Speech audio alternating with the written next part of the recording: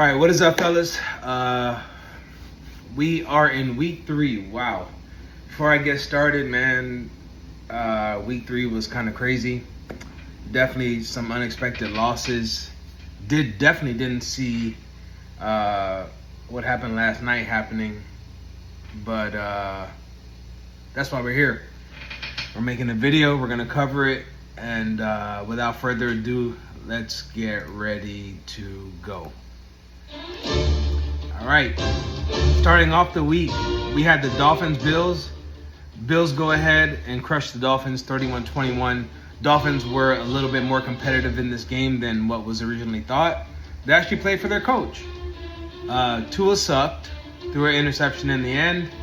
Josh Allen and the boys, didn't really have to do much. James Cook took care of business. 19 carries, 108 yards. Josh Allen, 3 TDs. Dawson Kincaid, a touchdown. So, nothing really be said. Bills 3-0, Dolphins 0-3.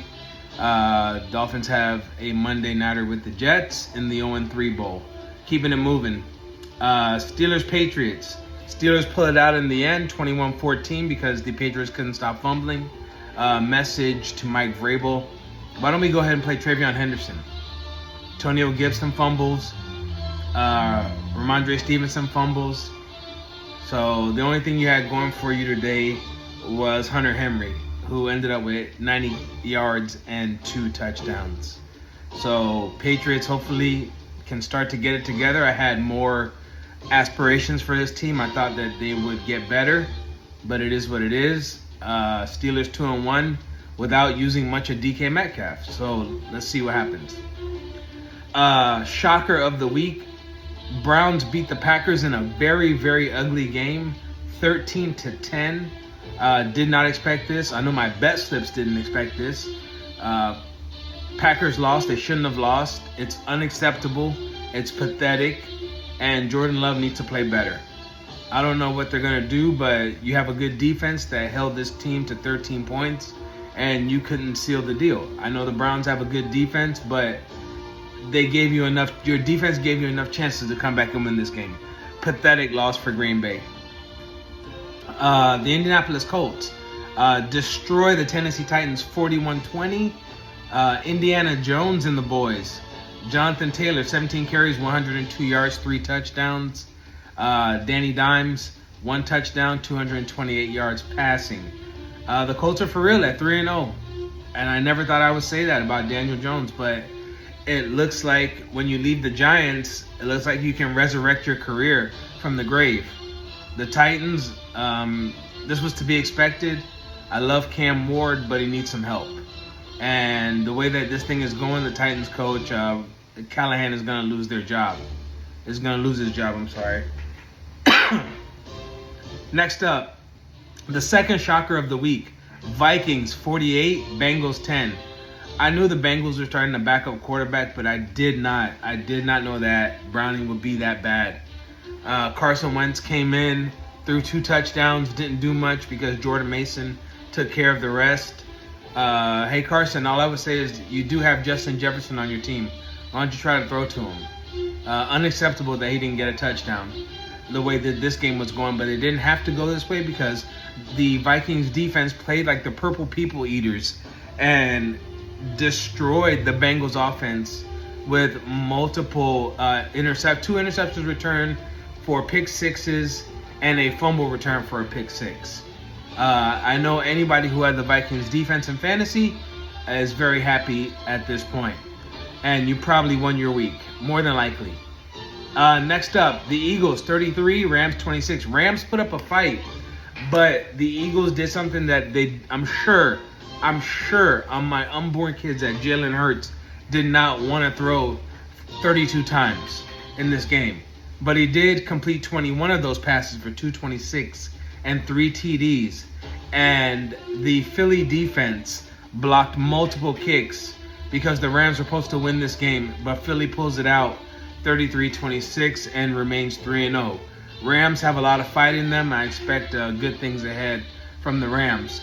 Puka Nacua did Puka Nacua things with 11 catches for 112 yards. I expect the Rams to be in the playoff hunt. Jets Buccaneers. Buccaneers win it 29-27 on a last-second field goal from McLaughlin. Mike Evans got hurt. This was an ugly game, a lot of field goals.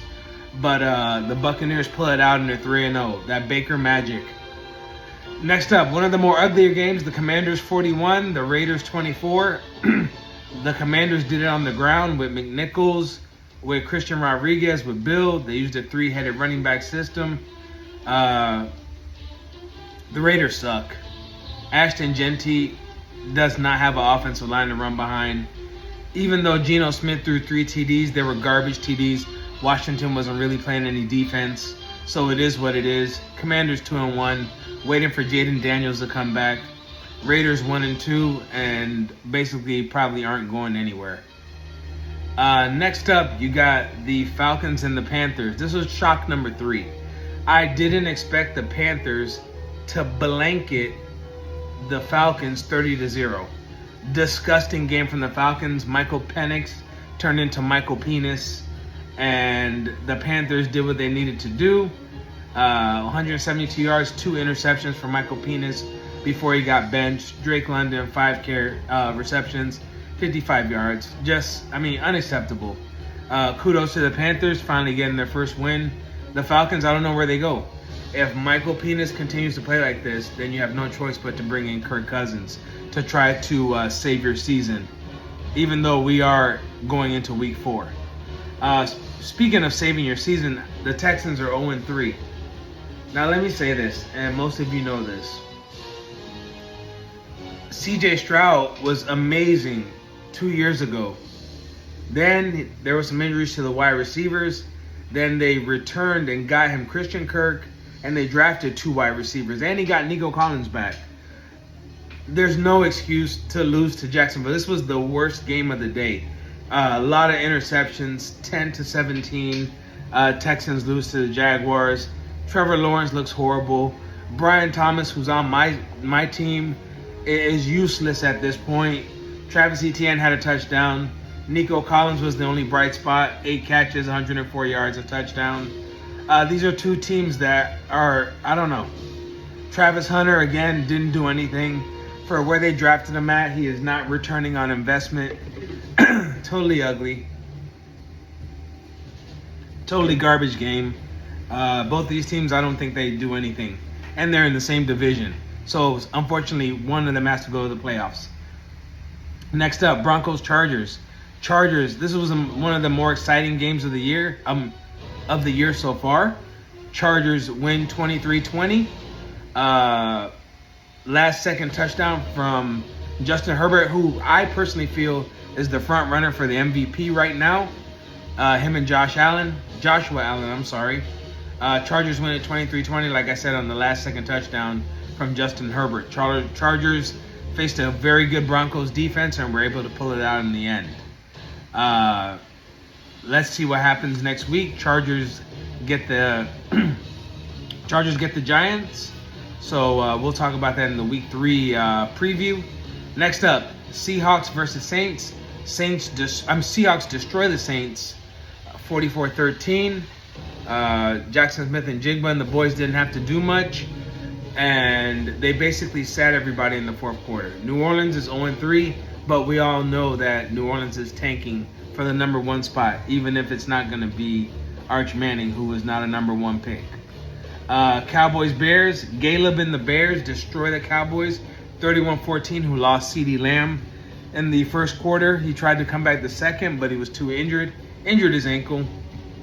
Luther Burden, 101 yards and a touchdown. Caleb, 298, 4 touchdowns. Amazing. I have no words. Kudos to the Bears for the win. Let's see if they can do it next week. Let's see if this wasn't a fluke. That's all I'm gonna have to say about that. One of the other uglier games in the week, 49ers Cardinals. 49ers win on the last second field goal, 16-15. The Cardinals, there's something wrong with them. There's something wrong with Kyler. You're gonna lose him next month to Call of Duty. Marvin Harrison can't catch a cold. 49ers only had Christian McCaffrey, and it was enough. And Ricky Pearsall, I'm sorry. They lost Nick Bosa in this game. Let's see how they do going forward. But they had the most cake schedule in the NFL. Ricky Pearsall 8 for 117. Christian McCaffrey did Christian McCaffrey things, even though he didn't get in the end zone. Very ugly game, but at least the 49ers get Brock Purdy back next week. The fourth, just a week of ugly games. Chiefs, Giants, 22-9. What is this? What is this score even? You know, I don't even want to talk about this. Like, it was just an ugly game. Russell couldn't complete a pass. Patrick Mahomes throwing multiple backwards passes. Travis Kelce basically quitting on the team. And then you had Tyquan Thornton looking like Jerry Rice. So I don't even want to talk about that. We skip it. The Chiefs at 1-2, I feel they're still in danger. Giants are 0-3, and somebody's getting fired. That's why they are going ahead and starting Jackson Dart. Last game of the week, Lions-Ravens. The most entertaining game of the week. What an entertaining game. They went ahead and they beat the Lions, beat the Ravens 38-30. And well,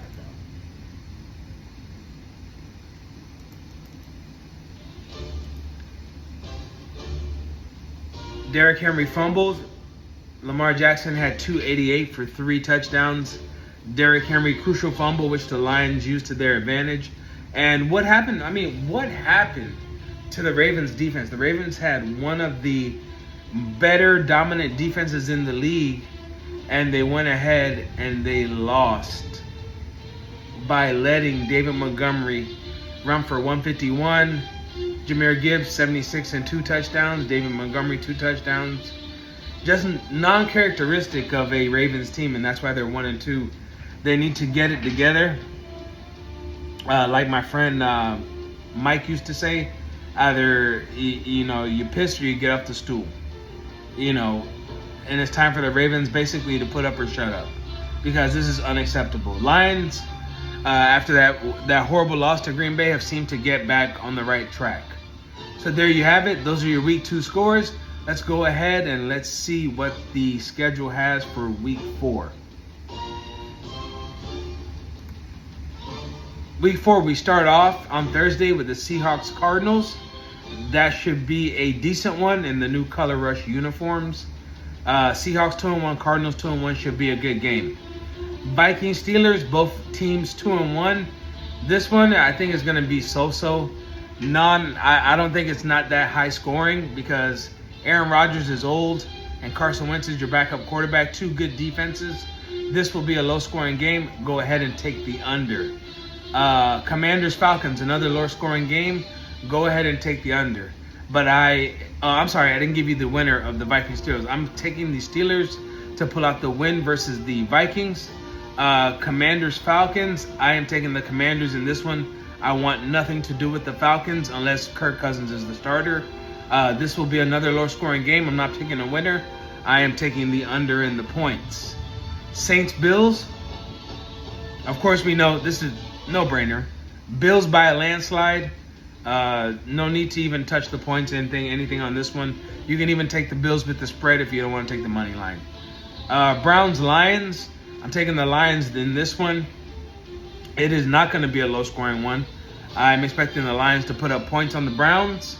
I would say let's not make it too high scoring. I say it does go over 38-40.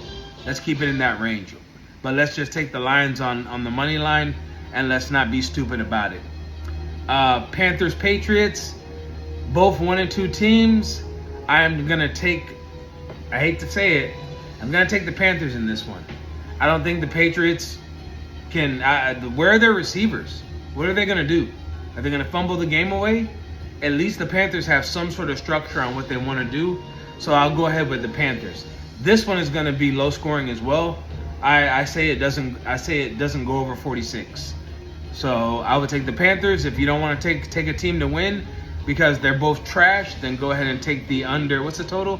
43.5. I would take the under. Chargers-Giants. Chargers is the best team in the NFL right now. You can go ahead and take the Chargers, even though the Giants are starting Jackson Dart.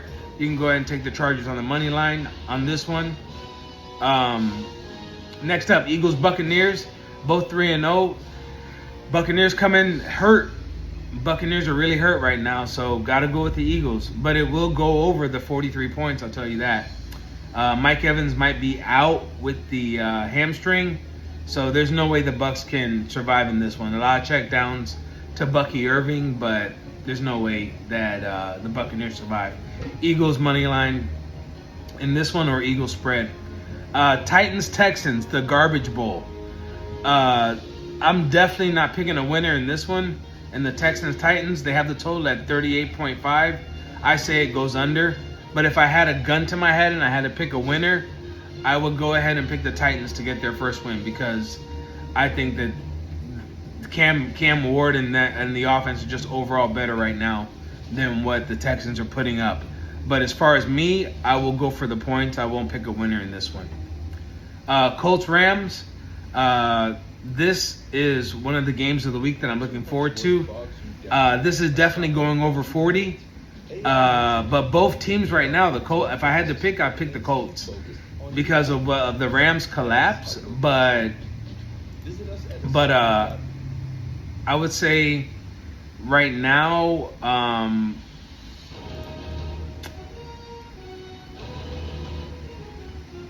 that's a tough one. It's definitely going over the 40, but if you had a gun to my head, I would pick the Rams to pull it out. I would pick the Rams to beat the Colts, give the Colts their first loss. But if the Colts were to win, I wouldn't be surprised. But if you had a gun to my head, I would take the Rams. But definitely it's going over 40. So if you want to put it over 40, you can go ahead and do that. Jaguars, 49ers. Even though the 49ers are banged up, if they get Brock Purdy back, I'm taking the 49ers. Because you cannot trust this Jags offense right now. See what I said 5 minutes ago about Brian Robinson, Trevor Lawrence, Travis Hunter. Do not touch the Jaguars. This one is definitely going under 47. This one is not a lot of points scored in this one, but I'll take the 49ers to win in this one. Ravens-Chiefs. Chiefs are struggling right now, and Ravens got to be angry. They got to be upset on how they gave that game away last night.